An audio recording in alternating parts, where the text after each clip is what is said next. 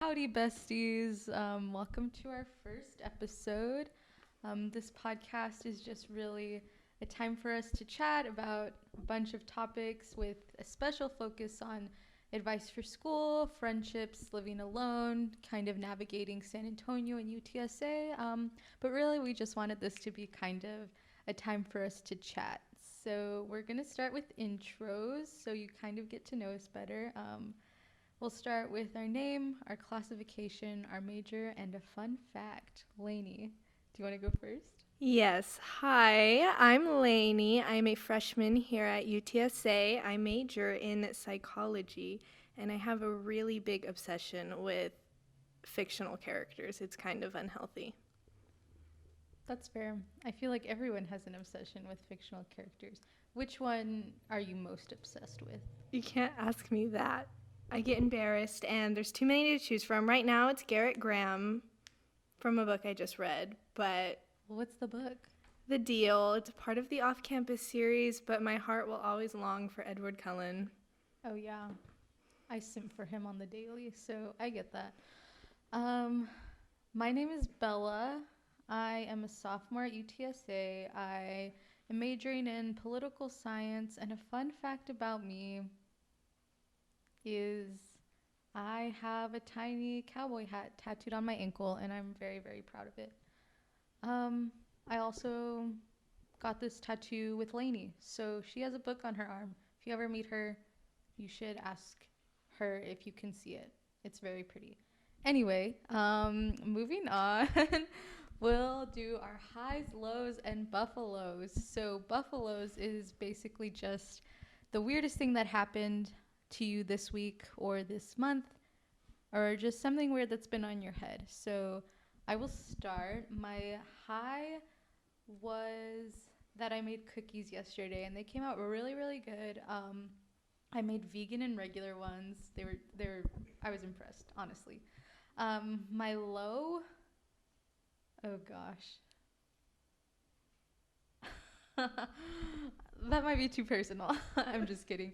My low is that I haven't bought new shoes, and my new shoes are just kind of giving me issues right now. It's not too big. And then my buffalo. Oh gosh, I should have thought of this beforehand. Why didn't I do that? My buffalo is that the other day I saw two frogs, and I have never seen a frog like in the wild before. I think I had only seen a frog at the zoo, and I saw one at my front door, and it was the scariest thing I have ever experienced. Would not recommend. Laynie, tell me your highs, lows, and buffaloes. My highs, lows, and buffaloes. Well, I live a pretty boring life, so my highs aren't going to be very high. Um, so I'm just going to skip and go to my low until I can think of a high. My low is that I went to Barnes & Noble this morning to get a book, and they didn't have it. So now I have to travel to a different Barnes & Noble, and that's just kind of a waste of my time, and it's really upsetting, and it's really dampened my day, but that's okay. I'll survive, I guess. My buffalo is that my apartment is literally infested with ants right now, and I don't even know how to cope. It is very unsettling at night. Luckily, my room is untouched, but I'm scared because slowly the ants are making their way around, and I don't know if I want to be best friends with an ant. Bella is hard enough. But I don't know. I feel like I've had a lot of highs. Didn't you just finish a book? I did just finish a book. I was trying not to talk too much about books. I wanted to seem kind of cool, but really that's all I do. So I did just finish a really good book. It's the one that I brought up literally like 10 seconds ago called The Deal, and I can't stop thinking about it. And if you've read it, you understand. And that's good. That's good. That's definitely my high. What's your buffalo? My buffalo was the ants. Anyway, something that I also forgot to mention about my week was that I started a book. I'm not going like that fast through it like you're going with yours because I'm very busy. We'll figure that out later. But it's actually really good. It was about housing segregation, which I read about a lot, and it's kind of annoying because all of my books are about housing segregation, and I'm kind of like, Anyway, that's not the point. I started a book about housing segregation. It's pretty good. It's really eye-opening. But anyway, so now that we've kind of gotten the vibe, hopefully we passed the vibe check. Um, let's talk about advice. So hopefully, if you listen to this podcast and you like it enough, you'll submit um, to one of our emails um, an advice question, concern, whatever that you have, and we'll answer it during this time. But since this is our first episode, we don't really have any submissions and we didn't advertise for it. So we're just going to give some advice on how to say no and the dangers of not being able to say no. So Laynie had actually brought this topic up to me, and I thought it was a super good one. So Laynie, do you want to kind of explain? Yes, I feel like there are so many situations where not only I, but everybody wants to say no, but you're scared. And this doesn't just go for women, it goes for men. But of course, it goes for women in a lot more aspects than it does for men because we're scared. We're so scared of saying no to anybody. I like to think that I'm not fragile, but I am. And I am always scared to say no because I don't want somebody to be upset with me. I just want to please everybody, and it makes it hard to say no to things, but I have to, and I've gotten really good at it. I say no too much now. I really need to start learning how to say yes more, but that's okay. That's another day.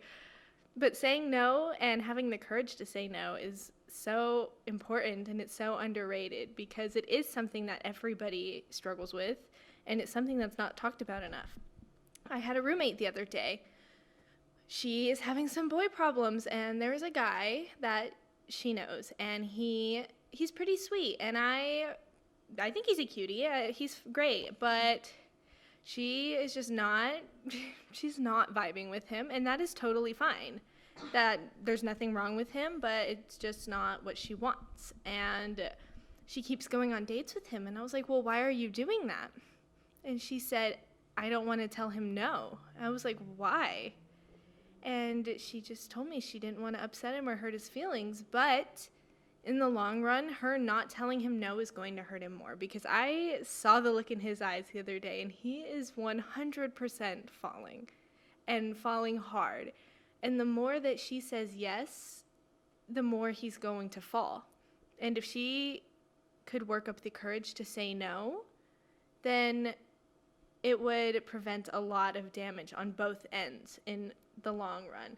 So we're going to talk about ways that can give you the courage to say no, ways to practice saying no.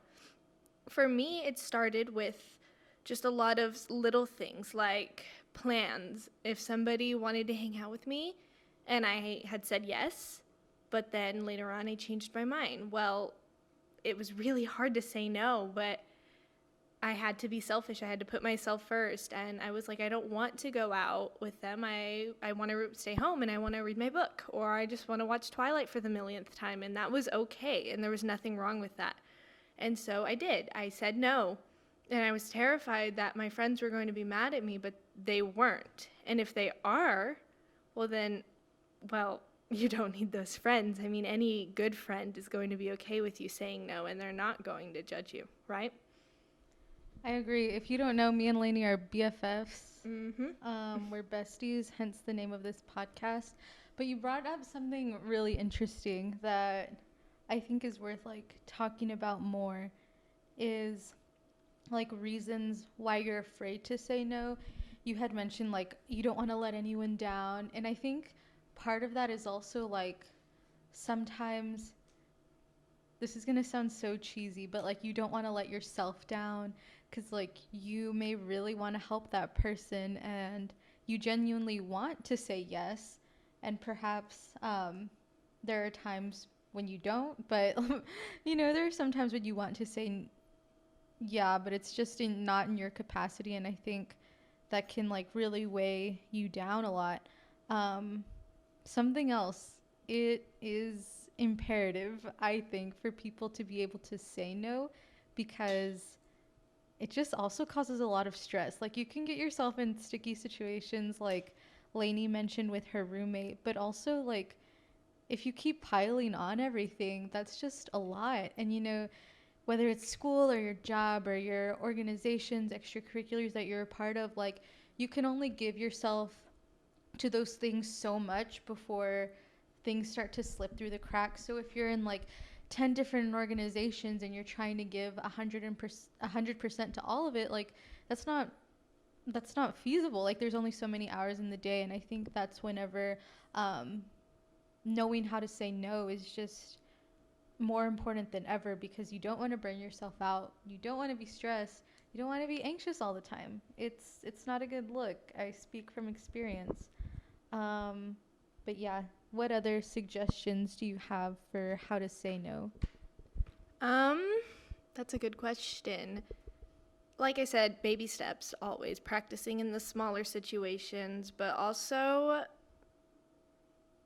I would say just practicing with the friends that are closest to you, and kind of not just like practicing, but telling them ahead of time. Being like, hey, like I'm going through something, I really want to work on saying no. I want to be better about telling other people no. Like, I need you to help hold me accountable. Like, please, will you do that? And if they don't want to hold you accountable, that's fine. That's fine. You don't get upset with them. But if they offer to help you and help hold you accountable, then that is even better. Because I know that sometimes that's all I need, is for somebody to be like, hello, what are you doing? So that can always be a huge help. Just having somebody there that's going to be like, what are you doing? Like, you said you weren't going to do that, or you said you were going to drop that. Like, why didn't you? Like, sometimes you need that judgment. You need to feel judged, and that's fine. That's okay. You're like, you need to feel judged. No, I agree. I will say though, I don't know, sometimes you're scary, Lainey. Oh my gosh. What? I don't know. Whenever you're like, you just need someone to hold you accountable, like that thought makes me so like, because that's like another person you're disappointing, you know? Like, let's say you told me, like, oh, don't like go out if it's not in your capacity. And I told you, oh, I'll tell them no. And then I didn't. Well, then I would be disappointing you. And the cycle persists. But anyway, I do think there are some good ways, or not good ways, but like I do believe it gets easier over time, especially like if you become intentional with noticing when people say no, because not everyone has the issue of not being able to say no, but there are some people who are really good about setting boundaries with work, with school, with their friends, and like pretty, gosh, they're pretty good at, saying no. And I think whenever you notice that in other people, it's good to make a note of it, so that you can kind of take after them and see what they do. Also, don't procrastinate. Like, oh gosh, if you have a decision to make and you have to say no to someone, it's best to just rip the band-aid off. Um, I also speak from experience on that. But yeah, it is hard. Like, all this to say, like, it's not easy at all. It's very hard, especially if you're used to like saying yes all the time and wanting to please people. So it's definitely hard. But it gets easier as you do it, and in the long run, it will definitely be better for your mental health. Um, Facts. Facts? Yeah. Yeah. Facts, I no know. printer. Okay. Is there anything else you want to talk about on how to say no? No, I think we nailed it. I think you were right. It's not easy, and I think people need to, be aware that it's okay if you do, fail every once in a while. It's okay to disappoint people every once in a while. That's fine. That is okay. Like, if you are too scared to say no, like, sometimes that's fine.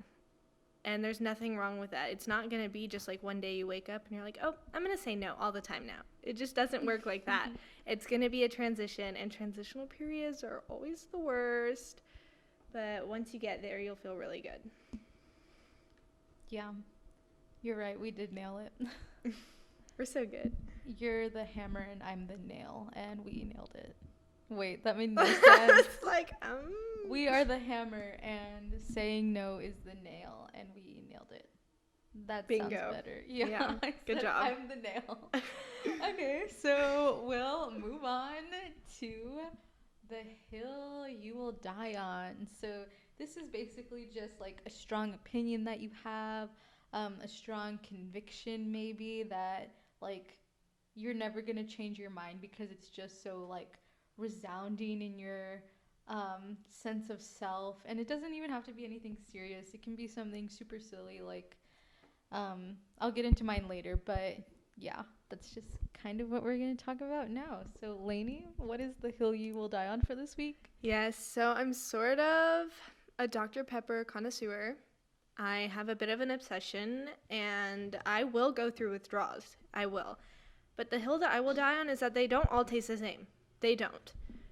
HEB sells these little mini cans, and they taste better than the regular sized cans. I don't know why. I don't know what it is, but they taste better.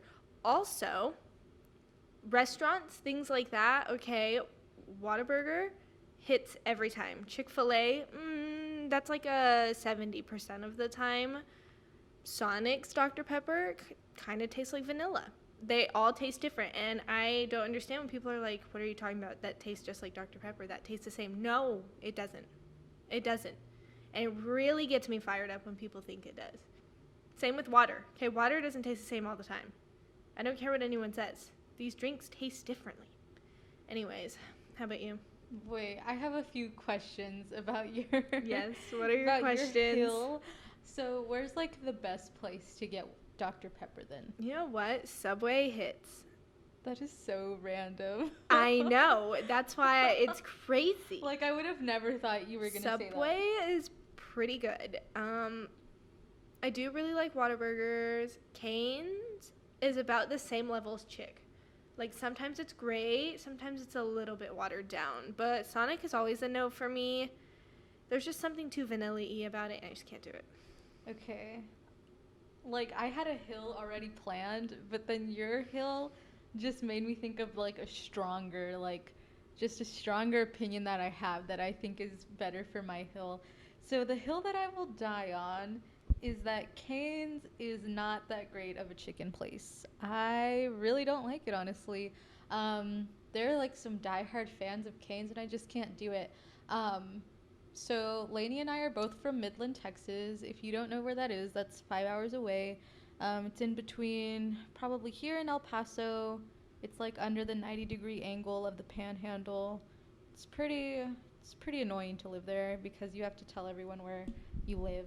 But anyway, so they opened up a Cane's, and the first day there was like a line going onto the street, and like it wrapped around the building, and it was crazy. And this was before COVID, and so they opened it up, and then even during COVID there was like a line wrapping around, and I was like, Cane's is not that good.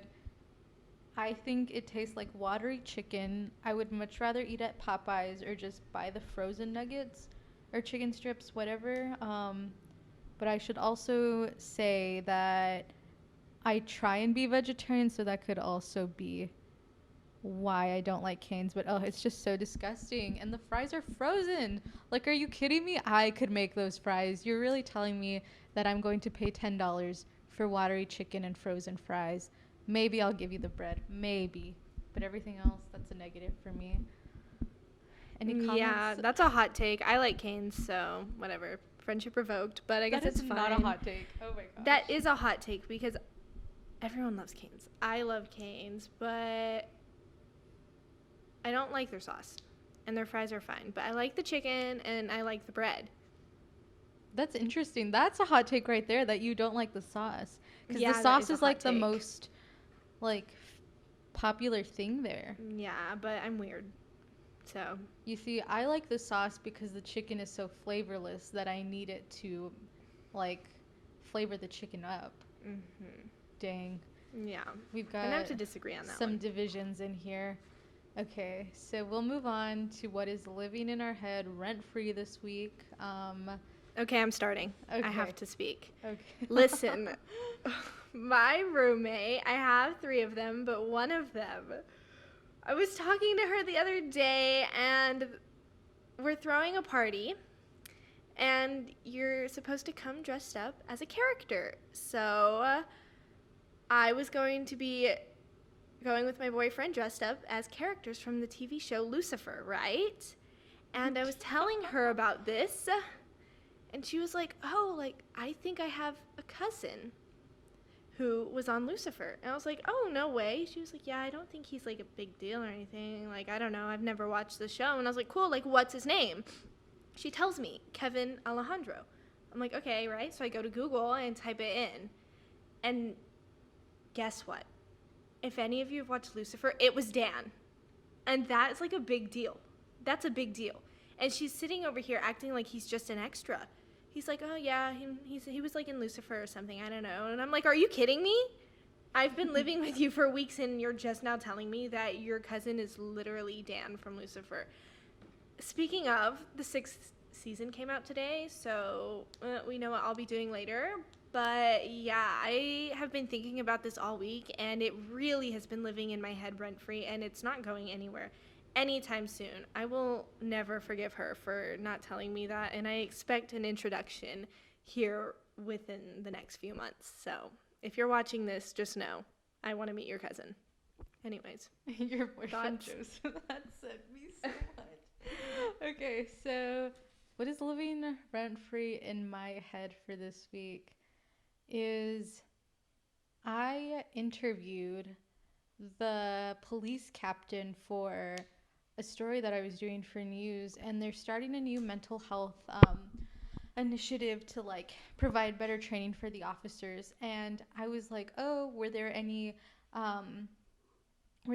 calls in the past that y'all would have handled differently if like y'all had this training? And he was like, well, it's not that we would have handled it differently, it's that we would have handled it better. And to me, those things kind of feel like the same thing. So it definitely felt like he was avoiding the question, because obviously you're not going to say like, oh yeah, my police department really effed up this one time. But yeah, I get where he was coming from. But that statement when he was like, it's not that we would have done it differently, we would have done it better. Like, that statement just really got me, and I wish I could have like expanded upon it more, but I'm weak, so I get scared to do that. But that is all we have for our first episode. I feel like it was a successful one, at least, for our little trial run here. Yeah, y'all should know that I could not stop laughing before we started recording. I literally wanted to throw up. It was not a good time. I was very nervous, and I hate that I have to record this after, or not record. I have to edit this later because I don't really want to listen to my voice again. Like, you know, whenever you record yourself, and you did that when you were younger, and you're like, oh, I wonder if I can sing good. And so you record yourself and you sound awful. What do you mean when you're younger? I still do that. I'm like, I'm really nailing these notes. I should record myself. Oh my gosh, this is probably the most embarrassing thing, but like, I used to watch America's Got Talent religiously, and they would show ads like, oh, audition for next summer, blah, blah, blah. No, you didn't. No, and there was like one time where I asked my mom if I could audition, and she was like, no, you're too young. And I was like, okay. And then I just let it go. But I like genuinely wanted to be a famous singer when I grew up. And I don't know why I was so like bold with that aspiration, because I could not sing. Maybe when I was like younger and my voice was still like all tiny and whatnot, but no, I definitely can't sing. I really like doing it, but I'm not good at it. But I'm not gonna lie, like the last time I recorded myself singing was probably like whenever I was 17, but I haven't done it since. But I used to do it frequently. But yeah, that's where we're at. Anyway, That was really embarrassing to admit. why is that embarrassing to admit? I feel like everyone had that experience. I feel like I was definitely more of an X Factor girl. Because that's where Fifth Harmony came, and this is embarrassing, but I was a harmonizer. Yeah, I really had a midlife crisis at like 13 when they broke up. I wasn't a huge fan of Fifth No, Harmony. I loved them. I I wanted to wasn't, marry all of them. oh my gosh. I wasn't like a huge fan of One Direction either until they broke up and they like formed their own Yeah, One identities. Direction is better solo. Yeah, honestly. Sorry, don't kill me. That was But a hot it's take. true. Yeah. I did like X Factor and The Voice. I I really did like The liked The Voice. Voice because I felt like honestly some of the talents, quote unquote, in America's Got Talent were not talent. So I did feel like that's kind of where the amateurs go, and then The Voice was like where all the serious competitors were. I say that with like no talent at all. So take what I'm saying with a grain of salt, but that's just how I feel about it. Um, anything else? No, I would say that's all. And if anybody is actually listening, that would be really cool. And follow our Instagram because we will be posting more about it, and not just the podcast, but the whole Paisano in general. Yeah. We will also at some point post a poll on there where you can ask us questions, ask for advice, and it would be completely anonymous. Don't worry. We wouldn't spill your business and put your name on it. So you should definitely submit questions. I think that would make this so much more fun and personal and could really help us connect with everyone as a whole. Yeah. Also, our Instagram is at Paisano Media. I think that's our Instagram and Twitter handle. And then we have meetings for the Paisano every Wednesday at 6 in the building. Um, but yeah, if you wanted to be on the podcast, we'd love to have you. Special guest star, whatever. If someone famous is watching this, we would definitely love to have you on, whoever you are. But yeah, do you want to sign out? Yep. Thank you all for watching, and we will see you on the next Wednesday that we upload. Until next time, besties. Thanks for watching. Click our logo to subscribe or click the videos for more from the Paisano. Leave a comment letting us know your thoughts and what you'd like to see us cover next.